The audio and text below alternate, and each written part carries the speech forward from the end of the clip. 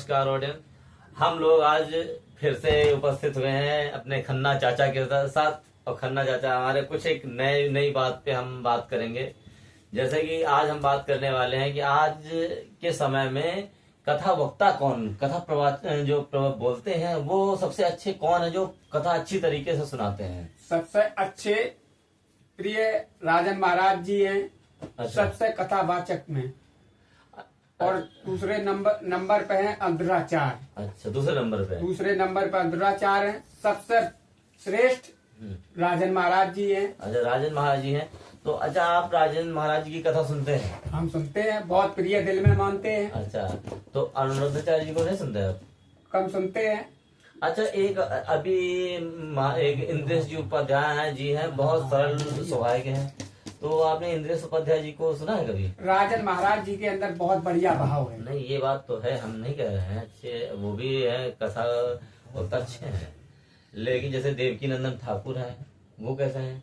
वो भी अपनी जगह सही है। सबसे श्रेष्ठ राजन महाराज। अच्छा, सबसे श्रेष्ठ राजन राजन महाराज हैं। अच्छा, सबसे श्रेष्ठ और सबसे कथावाचक में बढ़िया है। अच्छा, तो आपको उनका भाव बहुत बढ़िया है। अच्छा, तो आपको राजन जी महाराज जो है उनकी कोई एक दो पंक्तियां याद हो तो हमारे ऑडियंस को सुनाए।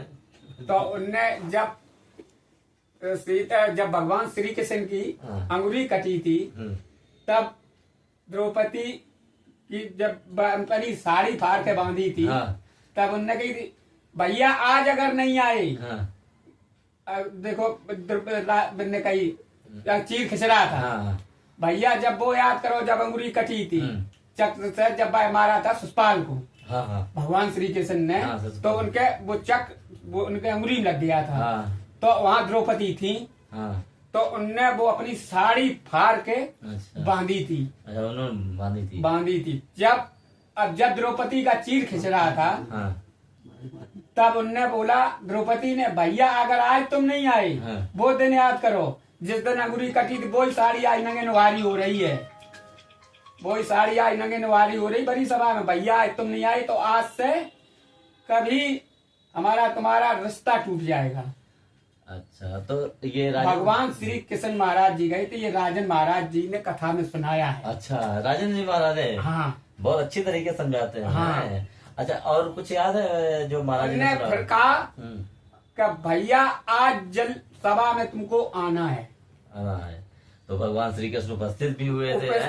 गरुड़ से ज्यादा, गरुड़ तो पीछे रह गया था। और भगवान श्री कृष्ण भाग इतनी तेज भागे थे, जाके सभा में चीर बढ़ाया था और द्रौपदी की लाज बचाई थी अपनी बहना की। हाँ, उनकी बहन थी वो। तो जैसे कि राजन महाराज ने इतनी अच्छी कथा आपको सुनाई, तो और भी कुछ सुनाया होगा, तो आप कुछ और सुनाया हो, कुछ याद आ रहा हो तो सुनाए। उनने और सुनाया हो। कथा उनकी बहुत बढ़िया है, बहुत प्रिय कथा लगती है। वो तो है कि कथा तो प्रिय है। तो जैसे कि अच्छे वक्ता है। तो कुछ और नहीं याद आ रहा, जैसे कि कोई भजन वगैरह दो लाइनें अगर याद हो तो बताओ भजन की। अब भजन की लाइनें तो उनकी कुल याद है, इतनी दिमाग में नहीं आ रही है। नहीं समझ रहे। लेकिन जो श्री कृष्ण भगवान का आपने चीर अवतार सुनाया, बहुत अच्छा है। हमारे ऑडियंस को और हमारे भक्तों को बहुत अच्छा लगेगा कि भगवान श्री कृष्ण ने बहन के प्रेम के वशीभूत होकर चीर अवतार लिया। उनके कंधे पे ही प्रकट हो गए थे राधा वल्लभ श्री।